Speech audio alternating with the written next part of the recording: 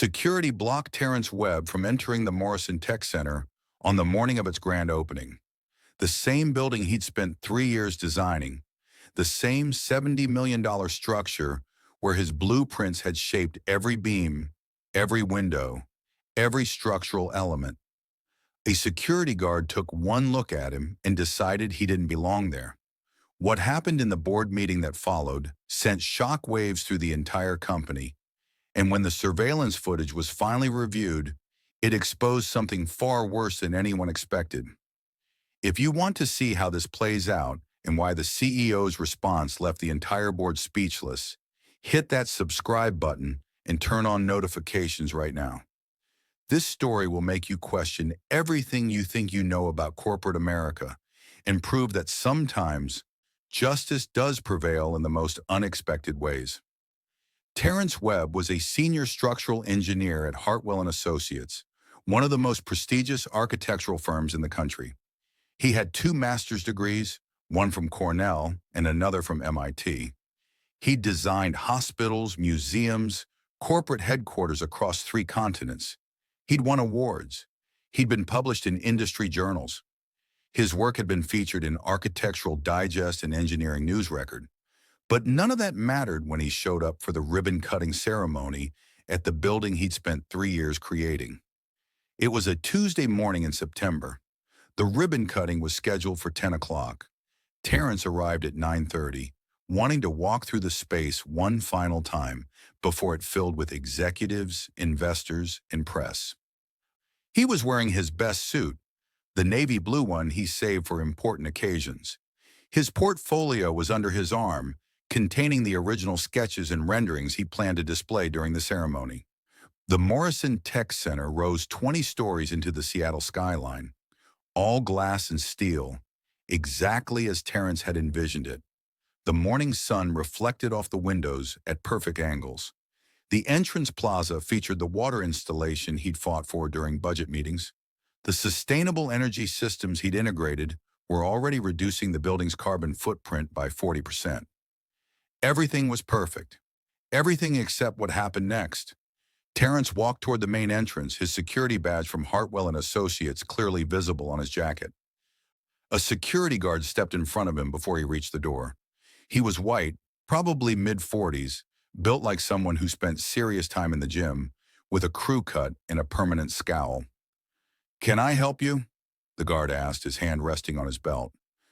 "I'm here for the ribbon-cutting ceremony," Terrence said, gesturing to the building. "I'm Terrence Webb, senior engineer at Hartwell & Associates. I designed this building." The guard looked him up and down, his expression openly skeptical. "You designed this building?" "Yes, I'm the lead structural engineer on the project." "Uh-huh. You got an invitation?" Terrence pulled the embossed invitation from his portfolio. The guard examined it like he was looking for counterfeit bills, turning it over multiple times, holding it up to the light, even bending it slightly to check the cardstock. "This doesn't look right," he said. "What do you mean it doesn't look right?" "That's the official invitation from Morrison Tech. My name is printed right there." "Could be fake. We've had problems with people trying to sneak into events." The guard's eyes narrowed. "You got ID?" Terrence pulled out his driver's license and his employee badge from Hartwell & Associates. The guard studied both for an uncomfortably long time. "These could be fake, too," the guard said. "Why don't you just wait out here while I verify with someone inside? The ceremony starts in 30 minutes. I need to set up my presentation materials." "Sir, I'm going to need you to step back from the entrance." The guard's hand moved closer to the radio on his belt. "You're becoming aggressive." Aggressive. Terrence hadn't raised his voice, hadn't moved closer, hadn't made any threatening gestures. He was simply trying to enter a building he designed. But he knew exactly what was happening. He'd seen the videos, read the news stories. Black man argues with security, situation escalates, somebody calls the police, and suddenly a professional disagreement becomes a matter of life and death. So Terrence stepped back. He pulled out his phone and called his boss, Richard Hartwell, the founding partner of the firm. Richard had been his mentor for 8 years, had championed his career, had personally assigned him to lead the Morrison Tech project. "Richard, it's Terrence. I'm at the Morrison building and security won't let me in." "What? That's absurd. Put him on the phone." Terrence handed his phone to the security guard. "My boss wants to speak with you." The guard took the phone reluctantly, holding it away from his ear slightly like it might contaminate him. Terrence watched his expression change as Richard spoke. The skepticism faded, replaced by confusion, then something that might have been embarrassment. "Yes, sir, I understand. My apologies, sir." The guard handed the phone back to Terrence. "You can go in." No apology to Terrence. No acknowledgement that he'd been wrong. Just, "You can go in," like he was granting a favor rather than correcting a massive mistake. Terrence took his phone back and walked past the guard into the building he'd created. The lobby took his breath away, just as it had during the final walkthrough 2 weeks ago. 30-foot ceilings, natural light streaming through the custom skylight he'd spent 6 months perfecting. The reception desk positioned exactly where he'd placed it in his designs, crafted from sustainable materials he'd personally sourced. The geometric patterns in the floor tiles reflected the fractal algorithms he'd used in the building's structural design. This was his work, his vision made real, and he'd almost been denied entry. Richard found him standing in the lobby 10 minutes later. "Terrence, I am so sorry. That was completely unacceptable." "It's fine," Terrence said automatically, though it wasn't fine. "It's not fine. I'm going to speak to Morrison's head of security. That guard needs to be reported at minimum. Probably fired." "Don't." Terrence shook his head. "It'll just make things worse. He'll claim he was doing his job, following protocol. I'll become the angry black man who got someone fired. Just let it go." "Terrence, you can't just let this slide. You designed this building. You're the lead engineer. This is completely unacceptable, and it needs to be addressed." "And say what? That he racially profiled me? That he assumed a black man couldn't possibly be the engineer who designed this building? You think Morrison Tech wants that story on their opening day?" Before Richard could respond, Catherine Morrison, CEO of Morrison Tech, swept into the lobby with an entourage of executives and assistants. She was 53, impeccably dressed in a charcoal suit with silver hair and sharp eyes that seemed to take in everything at once. "Richard, wonderful to see you." She shook Richard's hand firmly, then turned to Terrence. "And you must be the famous Terrence Webb. I've been looking forward to meeting the genius behind this magnificent structure." "Thank you, Miss Morrison," Terrence said, shaking her hand. "Please call me Catherine. I've studied every inch of your design portfolio. The sustainable features you incorporated, the way you maximized natural light while maintaining energy efficiency, the structural innovations that allowed us to reduce steel usage by 18%. It's remarkable work, truly remarkable. You're going to revolutionize how we think about corporate architecture." She seemed genuine in her praise. Terrence felt some of the tension leave his shoulders. Maybe the incident with the security guard was just an unfortunate misunderstanding. Maybe it didn't reflect on Morrison Tech as a company. Maybe he was overreacting.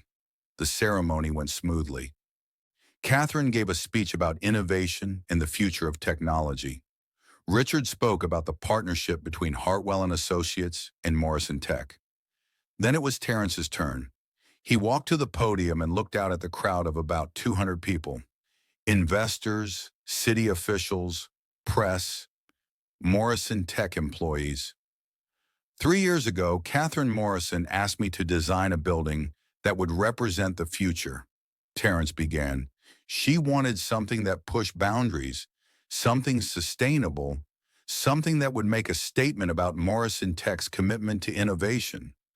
What you see before you is the result of thousands of hours of work, countless revisions, and a team of incredibly talented people who brought this vision to life. He clicked through slides showing the evolution of the design, explaining the engineering challenges they'd overcome, the sustainable systems they'd integrated, the innovations that made this building unique. The audience was engaged, asking thoughtful questions. For those 20 minutes, Terrence felt pride in his work, pure, uncomplicated pride. After the ceremony, there was a reception. Terrence networked with investors and city officials, answered questions about the building's design, and accepted congratulations from Morrison Tech employees. Everything seemed fine, normal, like the incident that morning had been forgotten. Then 3 days later, Terrence received a call from Richard. "We need to talk," Richard said, his voice tight. "Can you come to my office?" When Terrence arrived, Richard wasn't alone. Patricia Chen, the firm's general counsel, was sitting in one of the chairs across from Richard's desk. Her presence meant this was serious. Legal level serious. "What's going on?" Terrence asked, sitting down. Richard slid a tablet across the desk. On the screen was a video, paused on a frame showing Terrence standing outside the Morrison Tech Center. "Catherine Morrison called me this morning. Apparently someone on her team reviewed security footage from the opening day. They found this." Richard pressed play. Terrence watched himself approach the entrance. Watched the security guard stop him. The video had audio, crystal clear audio that captured every word of their conversation. "You designed this building?" The guard's voice dripped with disbelief and sarcasm. "Yes, I'm the lead structural engineer on the project." "Uh-huh. You got an invitation?"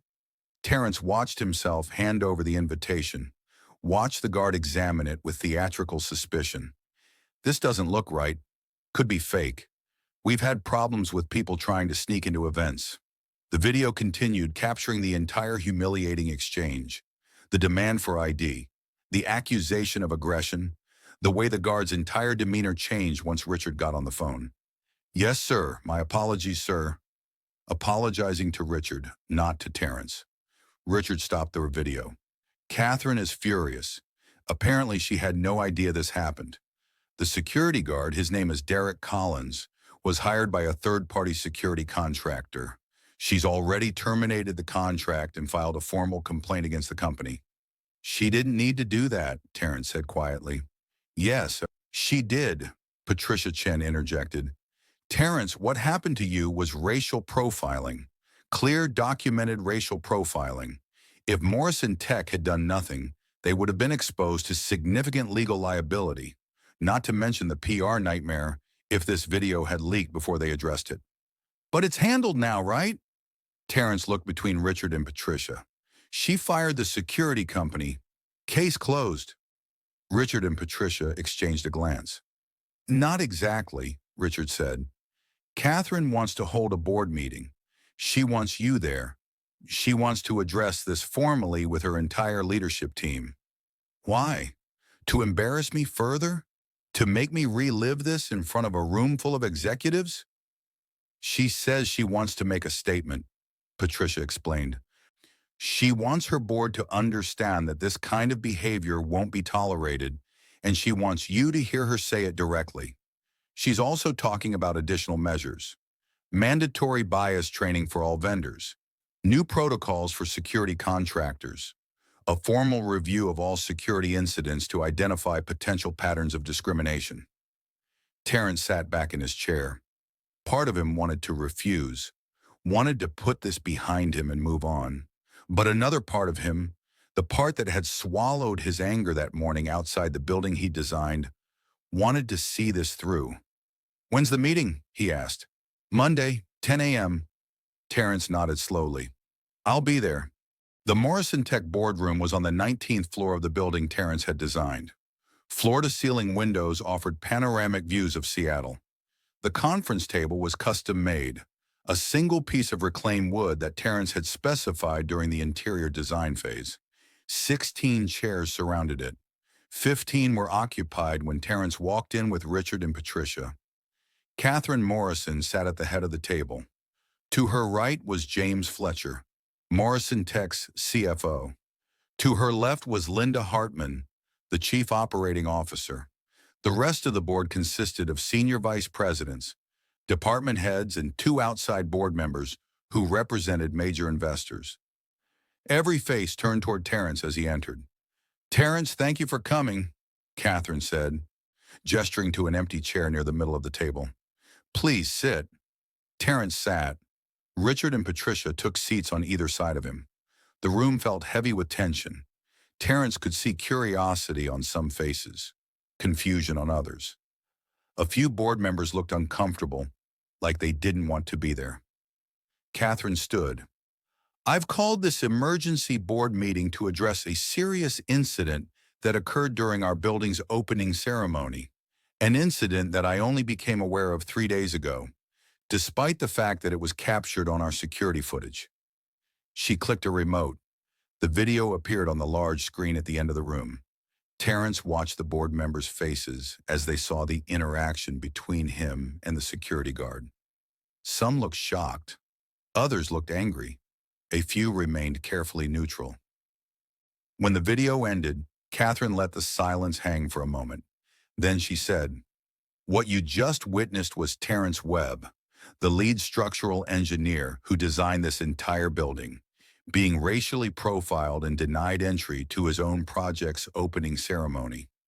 A building he spent 3 years creating, a building that represents a $70 million investment by this company. And a security guard we hired through a contractor decided, based purely on the color of Terrence's skin, that he didn't belong here." James Fletcher, the CFO, shifted uncomfortably. "Catherine, while this is certainly unfortunate, I'm not sure why this requires an emergency board meeting. You've already terminated the security contractor. The situation has been addressed." "Has it?" Catherine's voice was sharp. "James, tell me something. How many black engineers work for Morrison Tech?" "I don't have those numbers off the top of my head," James said defensively. "I do. We have 4 black engineers out of a total engineering staff of 237. That's less than 2%. And tell me, how many black executives are sitting at this table right now?" The silence was deafening. Terrence looked around the table. Every face was white, every single one. "Zero," Catherine said. "We have 0 black executives. We have 0 black board members. We have a diversity problem, and incidents like what happened to Terrence are symptoms of a much larger issue." Linda Hartman, the COO, spoke up. "With respect, Catherine, I don't see how our internal diversity metrics are related to a security contractor's mistake." "Don't you?" Catherine's eyes flashed. "Let me spell it out for you. That security guard looked at Terrence and saw a black man. He didn't see credentials. He didn't see accomplishment. He didn't see a professional who had every right to be there. He saw skin color, and he made assumptions based on that skin color. The same assumptions that probably explain why we have so few black engineers. The same assumptions that explain why there are no black executives at this table. This isn't just about one security guard. This is about a culture that makes people like Terrence feel unwelcome in spaces they've literally built with their own hands." One of the outside board members, a man named Gerald Preston who represented a major investment firm, cleared his throat. "Catherine, I understand you're passionate about this issue, but I have to question whether this is really the best use of board time. We have quarterly earnings to discuss, product launches to review." "Gerald, let me ask you a question," Catherine interrupted. "How much did we pay Hartwell and Associates for the design of this building?" "Approximately $8 million, Gerald said. "And how much would it have cost us if Terrence had walked away from the project because he felt disrespected and discriminated against? How much would we have spent on delays, redesigns, finding a new engineering firm? How much would this have cost us in reputation damage if Terrence had gone public with his experience before we addressed it?" Gerald didn't answer. Catherine continued, "I've spent the last 3 days reviewing incident reports from our security team. Do you know what I found? Over the past year, we've had 23 instances where employees or visitors were stopped by security for verification. Want to guess the demographics? 19 of those 23 people were Black, Latino, or Asian. This isn't isolated, this is systemic, and if we don't address it, We're going to lose talent. We're going to lose contracts. We're going to lose business. What exactly are you proposing? Linda asked. I'm proposing several immediate changes, Catherine said. First, all security contractors will undergo mandatory bias training and will implement new protocols for verification processes. Second, I'm establishing a diversity and inclusion task force with real authority to review our hiring practices, promotion practices, and workplace culture. Third, I'm committing to specific diversity goals. 15% minority representation in engineering within 2 years, at least 2 executives of color within 18 months, and a board seat reserved for a person of color.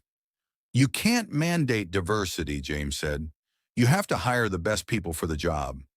And what makes you think the best people are all white, James? Catherine's voice was ice cold. Are you suggesting that in a country where 35% of the population is non-white, somehow 100% of the most qualified candidates for our positions just happen to be white? Do you understand how statistically impossible that is? Or how that statement makes you sound? James's face reddened. I'm just saying we need to maintain standards. We will maintain standards, high standards, but we're also going to examine our hiring processes to understand why we're not attracting diverse candidates. We're going to look at where we recruit, how we interview, who makes hiring decisions, and what unconscious biases might be affecting those decisions. Terrence had been silent throughout the exchange, but now he spoke up.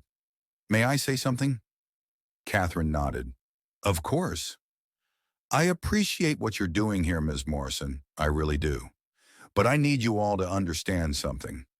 Terrence looked around the table, making eye contact with each board member. I'm 42 years old. I have 2 master's degrees from Ivy League universities. I've won national engineering awards. I've designed buildings in 7 countries. And I've been followed in stores. I've been pulled over for driving in nice neighborhoods. I've had people assume I'm the janitor or the delivery guy when I show up to construction sites. What happened outside this building wasn't unusual for me. It was just another Tuesday. He paused, letting that sink in. The reason I'm telling you this isn't to make you feel guilty. It's to make you understand that this isn't about one security guard or one incident. It's about the fact that no matter how much I accomplish, no matter how qualified I am, there will always be people who see my skin color first and everything else second. Your diversity initiatives are great. Your bias training is necessary. But none of that changes the fundamental reality that people like me have to work twice as hard to get half the recognition. We have to smile and stay calm when we're being disrespected because showing anger makes us threatening. We have to carry our credentials at all times because somebody, somewhere, is going to question whether we belong. The room was silent. Several board members looked uncomfortable. A few looked genuinely moved. I'm not asking for special treatment, Terrence continued. I'm asking to be treated like everyone else. I'm asking not to be stopped outside a building I designed. I'm asking to be judged by my work and my qualifications, not by assumptions about what someone who looks like me should be capable of. That's all I want. That's all any of us want. Catherine's expression was fierce, and that's exactly what I'm trying to ensure. Terrence, I want you to know that Morrison Tech is committed to making sure nothing like this ever happens again. Not just here, but in any space where we have influence. I have a question, said Margaret Chen, one of the vice presidents. What happened to the security guard? Derek Collins? He was terminated by the security contractor immediately after I called them, Catherine said. I've also ensured he'll never work for any vendor we contract with again. But what about legal action? Margaret pressed. Could he sue for wrongful termination? Let him try, Patricia Chen, the attorney from Hartwell and Associates, said. The video evidence is clear. He racially profiled an invited guest at a corporate event. Any discrimination claim he files would be dead on arrival. And frankly, he should count himself lucky that Mr. Webb hasn't filed a civil rights lawsuit. Terrence hadn't even considered that option. He looked at Patricia, who gave him a slight nod. as if to say the option was available if he wanted it. "I'm not interested in suing anyone," Terrence said. "I just want to do my job without being treated like a criminal." "That's more than fair," Catherine said. Which brings me to my next point. Morrison Tech is planning a major expansion. We're building a research campus in San Jose. The project budget is estimated at $300 million. I want Hartwell and Associates to lead the design, and I want Terrence Webb specifically as the lead engineer. If he's willing. Terrence was stunned. $300 million. That would be the biggest project of his career. "I'm willing," he managed to say. "Good, but I have conditions. The construction site will have zero-tolerance policies for discrimination. We'll have diversity requirements in our contracting. We'll ensure that everyone involved in the project understands that behavior like what happened here will result in immediate termination. And Terrence, I want you involved in shaping those policies. You've lived this. You understand the problems in ways we don't. Help us fix them." "I will," Terrence said. Gerald Preston, the investor rep who'd questioned whether this was worth board time, spoke up. "Catherine, I have to say, I came into this meeting skeptical, but I think you've made a compelling case. I'll support your diversity initiatives. I'll also talk to the other firms in our portfolio about implementing similar policies." One by one, the other board members voiced their support, even James Fletcher, though he looked like every word caused him physical pain. After the meeting, Catherine pulled Terrence aside. "I need to tell you something," she said quietly. "When my team showed me that security footage, I was horrified, not just because of what happened to you, but because it made me realize how blind I've been. We built this beautiful building, and I was so proud of it, but I never stopped to think about whether everyone would be welcome in it. I never questioned our hiring practices or our culture. I assumed that if we weren't actively discriminating, we were doing enough. I was wrong." "A lot of people make that assumption," Terrence said. "That doesn't make it acceptable." Catherine's voice was firm. "I'm the CEO. I set the tone for this company, and I'm committing to you right now that Morrison Tech will be different.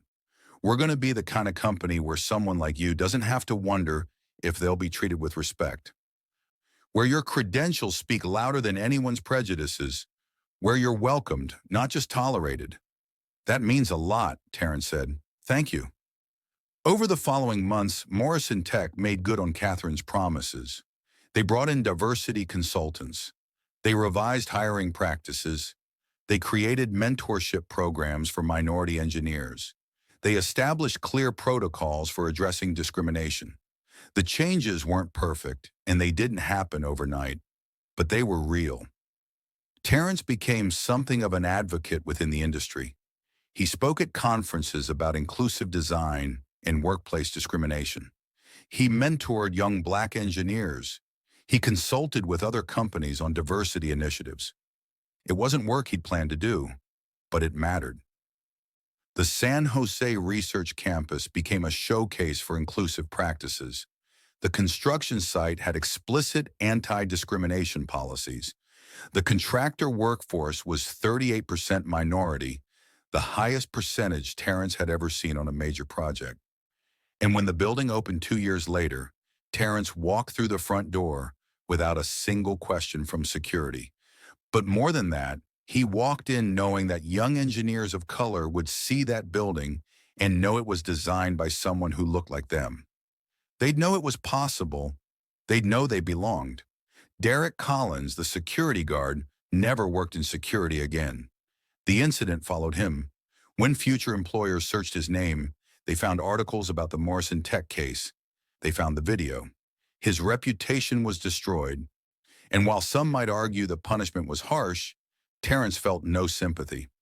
Actions have consequences. You don't get to profile people and walk away unscathed. The story became a case study in business schools and diversity training programs. The Morrison Tech incident was cited in papers about corporate responsibility and inclusive workplaces. It sparked conversations about unconscious bias and the importance of not just having diversity policies, but actively enforcing them. For Terrence, life went on. He continued designing buildings, continued pushing boundaries, continued proving over and over that he belonged in every space he entered. But he never forgot that morning outside the Morrison Tech Center. Never forgot the feeling of being blocked from his own work. Never forgot the security guard's skeptical expression and the assumption that someone who looked like him couldn't possibly be the engineer. And he never forgot Catherine Morrison's response. The way she'd stood in front of her board and made them uncomfortable. The way she'd refused to treat it as an isolated incident. The way she'd used her power to demand change. That's what made the difference. Not policies on paper, but people in positions of power who were willing to say, "This is wrong, and we're going to fix it." If this story opened your eyes to the everyday discrimination that people of color face in corporate America, don't just watch and move on. Share this video with everyone you know. Talk about it with your coworkers. If you're in a position of leadership, ask yourself what Catherine Morrison asked. Who's not at your table? Who's being stopped at the door? Who's being questioned when they shouldn't be? And what are you going to do about it? Hit that subscribe button and turn on notifications because we're going to keep telling these stories. Stories about injustice and accountability. Stories about people who refuse to accept the status quo. Stories about change, real change, that happens when people with power decide to use it for good. Share this video. Tag someone who needs to see it. Start the conversation. Because change doesn't happen in silence. It happens when we speak up, when we demand better, when we refuse to let discrimination hide in the shadows. The board meeting was brutal, but it was necessary. And the world needs more leaders like Catherine Morrison who are willing to have brutal conversations if it means creating a better future. Don't look away. Stay engaged. Keep watching. Keep sharing. Keep demanding that the world be better. Your voice matters. Your actions matter. And together we can build workplaces, communities, and a society where everyone is welcomed through the door they helped build.